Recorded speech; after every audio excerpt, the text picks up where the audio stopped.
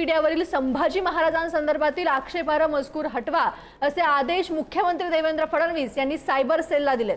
विकिपीडियाशी संपर्क करून मजकूर हटवण्यास सांगावे असं देवेंद्र फडणवीस म्हणालेत। संभाजी महाराज आमचे आदर्श आहेत, त्यांच्या संदर्भात आक्षेपार्ह लेखन खपवून घेणार नाही असंही देवेंद्र फडणवीस म्हणाले।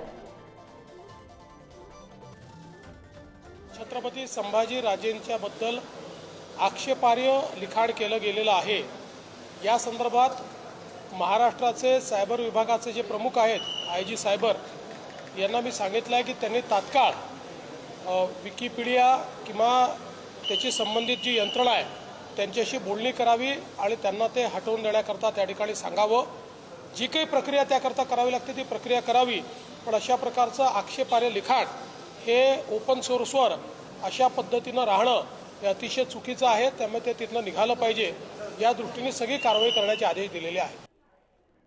तर यावर अमोल मिटकर यांनी काय प्रतिक्रिया दिली पाहूया। ट्विटरद्वारे KRKनी छत्रपती संभाजी महाराजांची चुकीची माहिती जाणीवपूर्वक प्रसारित केलेली आहे।